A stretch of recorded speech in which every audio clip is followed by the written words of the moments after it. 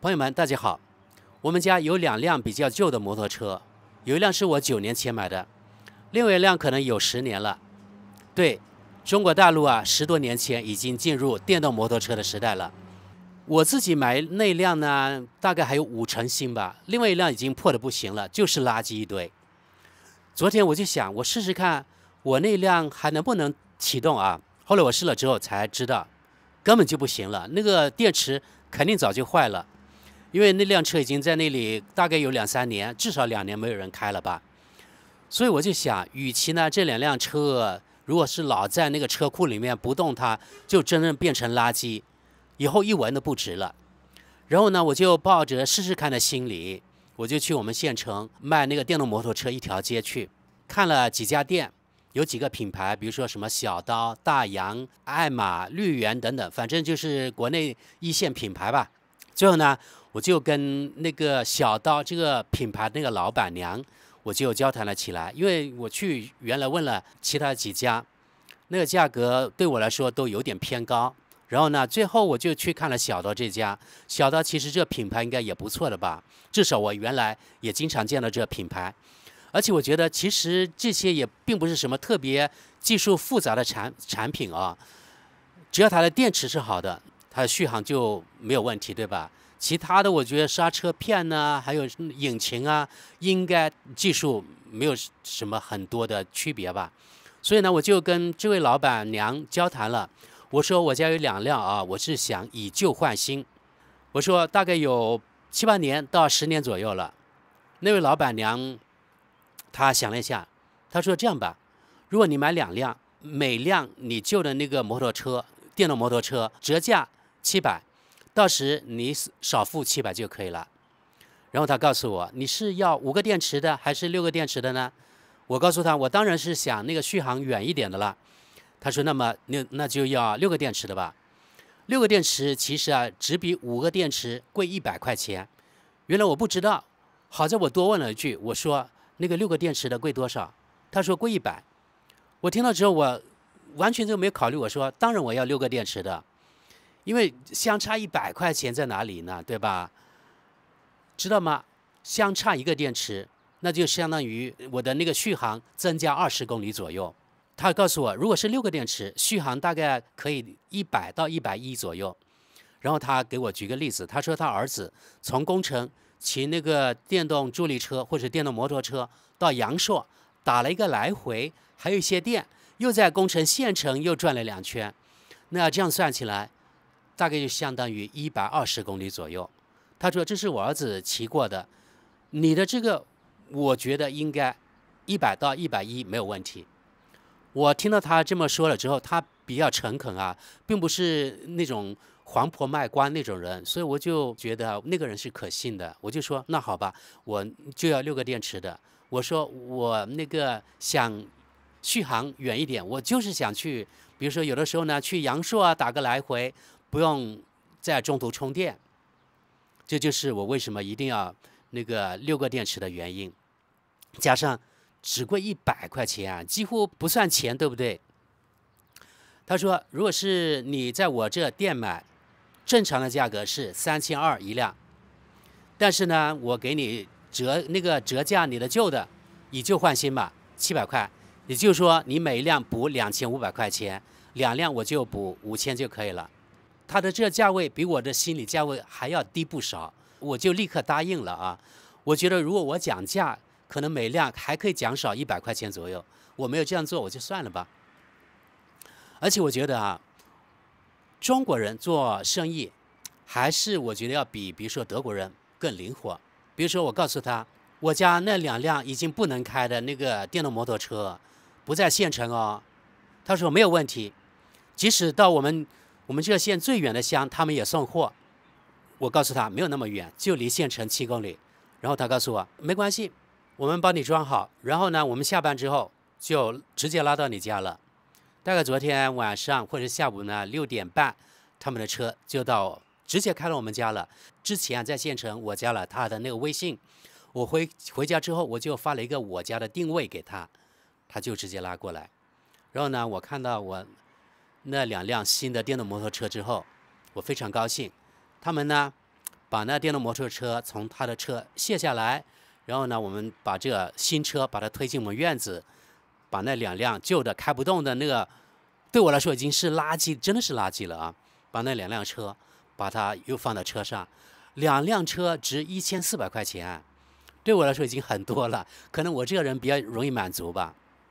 你看，我算了一下啊，2500块钱就相当于欧元320欧元左右，以旧换新，买一辆新的电动摩托车，而且续航100到110公里。今天早上我完全出于好奇，我就去看了一下德国啊，德国像类似的这个电动摩托车要多少钱？2500欧元，而我这个呢，大概是400欧元左右。如果是新买，我这是以旧换新是320欧元，大概相当于7、8倍的价格，或者是6倍多的8倍吧。以前我就说过，如果是买国货，也就买中国产品，其实人民币的购买力还是非常高的。中国老板做生意，他可能不讲求暴利，对吧？他薄利多销，这是很多中国老板持的那种生财之道吧。像昨天这个老板以及老板娘，他们就这样啊，2个人开店，然后呢，直接当晚就送货上门，这在德国几乎不可想象。比如说，如果我去德国一个店去买2辆这个电动摩托车，他当天绝对不可能送货给你上门，绝对不可能，我可以这样说。也许他要你等2个星期，或者3个星期，或者1个月，都有可能。你看，我当天就骑上我的电动摩托车了。当时我问他，因为我自己没有中国驾照，我说这个电动摩托车是不需要驾照的啊。他说是的，这款是不需要驾照。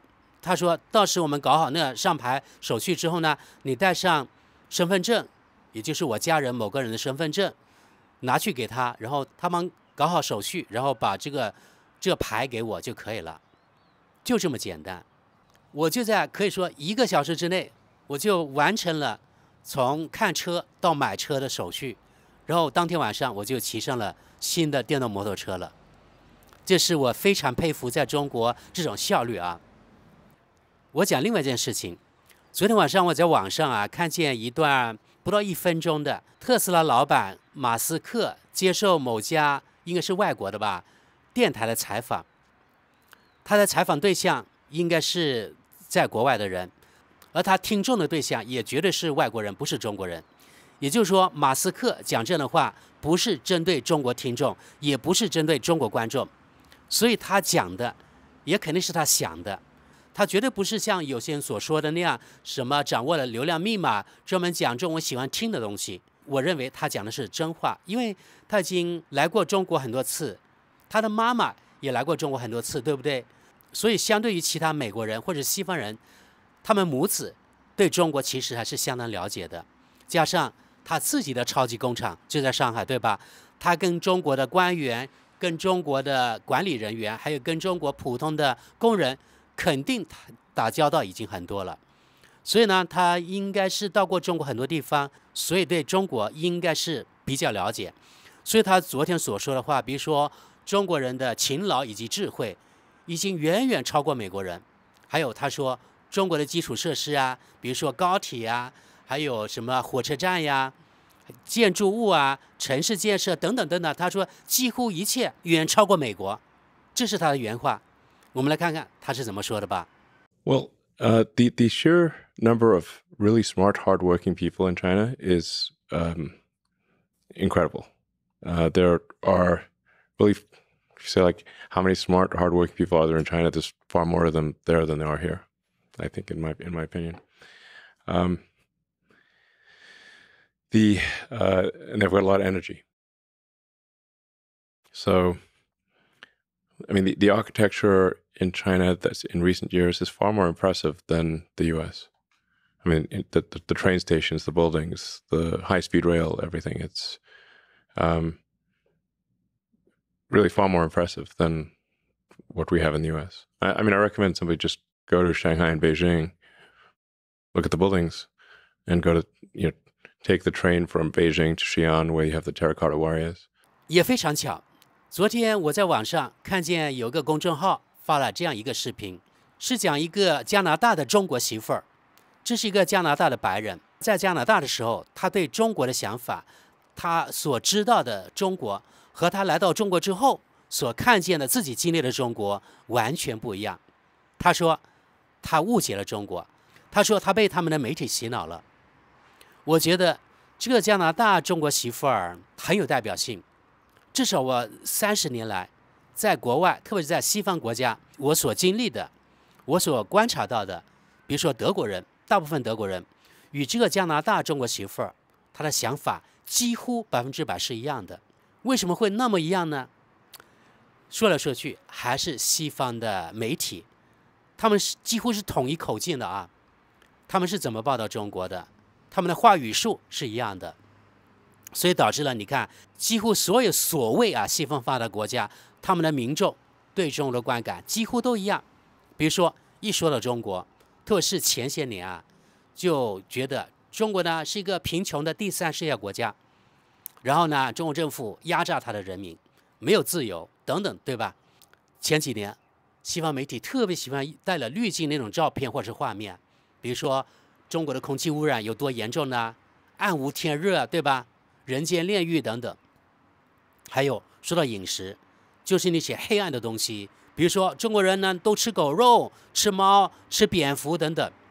吃蝙蝠这梗，主要是因为新冠疫情的时候，西方媒体在无下限的黑中国，所以导致了很多西方人对中国很有敌意，就是因为西方媒体宣传的原因，加上比如说当时美国总统特朗普带头煽风点火，对吧？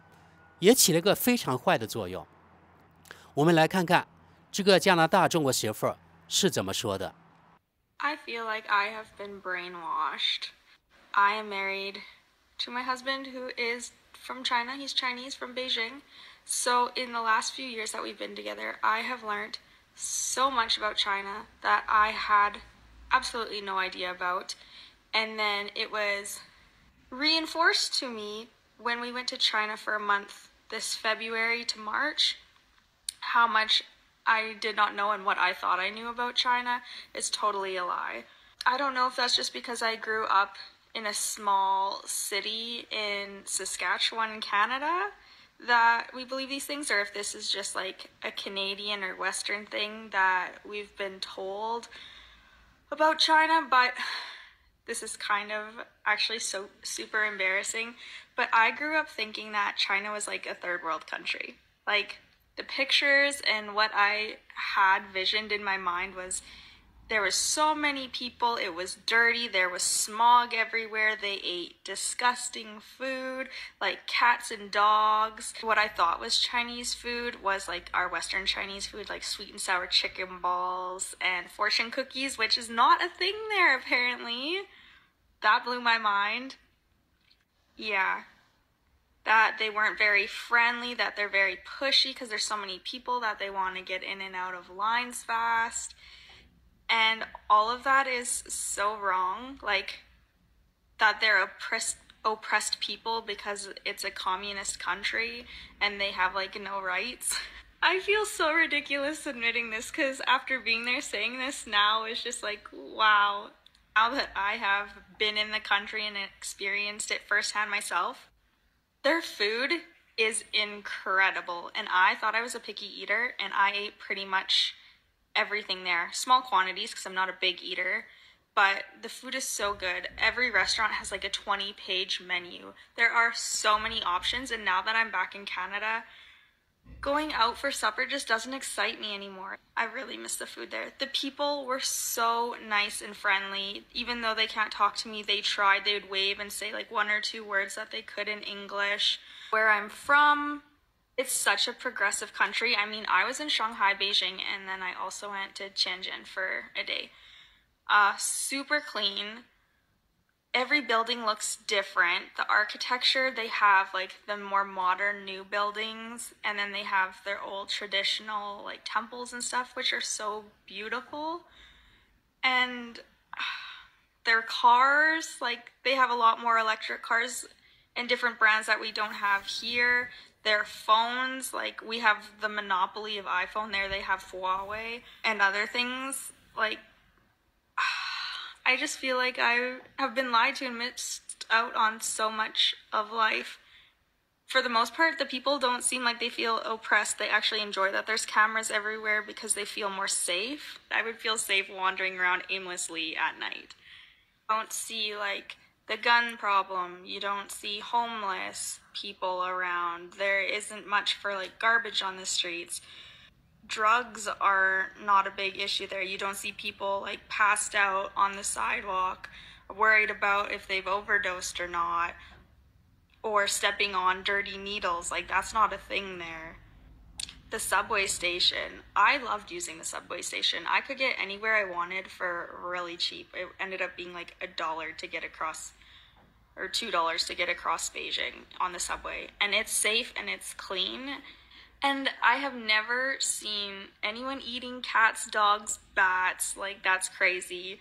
The food markets, yes, they're busy, but they're not dirty. They're a very clean country. So I can only imagine like all of the other things I think about other countries and how those are wrong too. I've gone to Europe a few times. I obviously need to get out and explore the world more, because the fact that I thought this was the normal and I know everything about every country is ridiculous. 另外，我相信呢，看咱们频道的有一些网友也是在国外生活的。你们觉得你所在那个国家，他们的民众对中国的想法，与这位加拿大中国媳妇的想法，是不是比较相像呢？另外，我自己的经历是啊，西方所谓发达国家，他们的民众对中国的想法，与比如说像其他南方国家，比如说南美洲啊、非洲，还有中东有些国家，他们对中国的想法是完全不一样的啊。比如说南美还有非洲，他们的民众对中国普遍观感比较正面，而且对中国人比较友好。也可以说，有些国家人其实呢是特别仰视中国的，认为呢中国是一个相当发达的国家，非常富裕的国家，非常强大的国家。当然，这有很大一部分目前来看是对的啊，可能10年前不一样，但现在看肯定是对的。因为纵眼全世界，从各方面实力来说啊，与美国可以说几乎平起平坐的，应该只有中国了，对吧？而且在产能方面，中国肯定是碾压美国了，这毫无疑问。所以从我个人感情来说，我现在如果是出国，也就是出德国之外的国家去旅游啊、度假，我比较喜欢去南方国家去，我不太喜欢去所谓的发达国家去，因为他们彼此呢仰上天的，对吧？他们自己国家其实并不怎么样，但是他自认为啊，他们国家很了不起，就是有一种呢与生俱来的清高傲慢，我特别不喜欢。而且现在呢，在所谓西方国家，不管是出游啊、度假，性价比非常的低，以及呢物价特别高，而得到的服务特别少。相对来说，我花同样的钱，在那些南方国家，我觉得我享受的服务要好得多。另外，那些人对中国更好，对中国人更好啊，在他们国家花钱，我觉得更值得啊，对不对？但是另外一点不得不说啊，特别是这4、5年来吧，我认为啊，中国在德国人心目中的印象应该要比以前好了。为什么呢？主要是因为呢，现在这些年，中国这高科技产品在德国越来越多。比较突出就是当年的华为手机，它大举进军德国的时候，华为的手机卖得可疯了啊！当时在德国，它那个占比非常的高，至少是进入前3的，也就是苹果、华为、三星，就这3个品牌。后来由于美国的打压，华为不准安装谷歌的东西，因为谷歌服务在德国在西方国家必不可少，所以呢，没有谷歌，这手机几乎呢是变成了砖块。所以这就是为什么华为手机现在德国几乎看不到了，不是说它的手机不好，而是呢没有安装谷歌，这就是原因啊。因为以前我说了啊，除了中国之外，几乎所有的国家都是美国的数字殖民地。你看欧洲哪个国家不是用美国的什么安卓系统、苹果系统，对不对？还有电脑方面的操作系统也一样。还有所有的社交平台，油管、脸书、什么 Insta， 也都是美国的，对不对？像这些东西没有办法，因为你华为手机不准安装谷歌的东西，那在德国就没有销路了。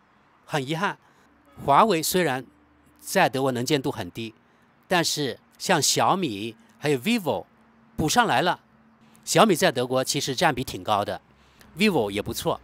OPPO 可能由于专利的原因吧，在德国被起诉了，所以有一段时间禁止在德国卖。貌似现在又可以了吧？反正在德国啊，中国的手机品牌能见度还是挺高的。另外，这1-2年来，中国电动汽车在德国各个媒体啊，几乎每天都有报道。欧盟委员会主席冯德莱恩去年9月甚至扬言要发起对中国电动汽车所谓的反国家补贴调查。这其实呢，间接也是帮中国的电动汽车做了免费的广告。其他德语媒体也一样。虽然目前中国电动汽车在德国的比例还很低，但这个来势汹汹啊！我发现西方人有一种让中国人很难理解这种双标的逻辑。你看，美国媒体甚至呢德国媒体都说了啊，现在中国电动汽车对他们的汽车生产商形成了威胁，因为中国电动汽车的价格太低了。如果你的价格低，质量好，那不就是消费者的梦想吗？对吧？梦寐以求的东西吗？为什么德国媒体或者西方媒体说中国电动汽车对他们的汽车生产商是一种威胁了呢？如果用同样的逻辑，我可不可以说，像你德国大众、奔驰、宝马，在中国卖了30-40年了，那以前中国有没有说你对中国形成了威胁呢？对中国生产商是一种威胁呢？我相信从中国媒体到中国民众没有这样说过吧，对吧？那为什么中国产品上来了，对他们现在就变成了威胁了呢？哎，有的时候我真的觉得西方人这种思维真的是太不要脸了。这是近100-200年来他们与生俱来的清高以及傲慢。其实他们越持这样的观点，到时反噬的越是他们自己。我们走着瞧。还有昨天我跟一位在美国纽约的网友，也是咱们频道的粉丝，在讨论一些关于中国还有美国的问题。我告诉他，我说我对美国的前途感到比较堪忧。他说他同意我的观点。我说在美国其实啊，种族矛盾还有党派之间这种矛盾很容易被煽动，加上美国毒品泛滥失控，对吧？枪支泛滥，美国的种族矛盾为什么容易煽动？因为在美国有一个黑色皮肤的种族，他们比较容易冲动，对吧？很容易自己就暴力了。比如说过去不管是华人还是美国当地的人，他们拍摄的零元购那些画面那些场面，你看大部分零元购的参与者是不是那个种族的人呢？他们甚至拿着大麻袋去扫货，对吧？去扫什么高档的奢侈品呀，或者是去那种苹果那种体验店啊，去抢那些东西，毫无顾忌，几乎都是那个种族的人。从画面当中，我从来没有看见一个亚洲人，或者说东亚人去，白人也比较少，反而是什么拉丁人呢，特别是那个皮肤比较深那个种族的人比较多，而且他们很容易就暴力啊，对吧？你看当时新冠疫情高峰的时候，很多仇视亚裔的打砸抢，针对亚裔的，好像好多或者大部分呢都是这皮肤比较深的人啊，是不是我的观察有错误呢？我不知道啊。还有美国这个民主共和两党，他们的选民其实是水火不相容的，他们之间的矛盾也非常容易被煽动。今后世界上的主要经济体国家如果放弃美元，不用美元了，这个美元霸权没有了，这美国的未来在哪里呢？从这点来看，真的美国我认为啊，中长期吧是比较危险的，甚至我觉得要比欧洲更危险。所以昨天我就告诉这个在美国纽约的华人朋友，我说你一定要为自己留一条后路。比如说，如果你已经加入美国籍的，你原来在中国那些证件一定要保留下来，因为到时即使你没有恢复中国籍，到时如果战乱来了，你原来的中国身份可能是你一张船票呢，也许有位置的时候，你拿出你中国原来身份，讲普通话，到时也可以给你上传，也不一定呢。我认为啊，到时如果是碰到这种紧急情况，中国政府还是有仁慈之心的。然后我告诉他，我说我现在已经想好了，我还是准备呢试试恢复中国国籍。所以我这次回来，我说我现在正在准备各种各样的原来的文件，然后带到德国去。他说他支持我的做法。当然，对德国的未来我也不看好，对欧洲的未来也一样。比如说前几天我看见德国媒体报道，现在在德国国内啊，经常出现，比如说挺那个巴勒斯坦的游行啊，而且当中那个宗教的很多人越来越极端化。以前我也说过，像这个宗教他们的信徒啊，他们的生育能力特别的强，所以从中长期来说，德国这人口的结构绝对是有利于他们这个宗教的方向去发展。那么到时这个宗教冲突绝对是不可调和的啊！你看现在在德国很多学校，他们的青年学生啊，10几岁的，甚至呢要求实行所谓的沙里亚，也就是那个穆斯林那个法律。比如说在学校，你女生要戴头巾，或者男女上课要分开，或者游泳课的时候男女一定要分开，等等等等。他们的诉求越来越多，反客为主，这点我觉得非常的不乐观，也非常可怕呀。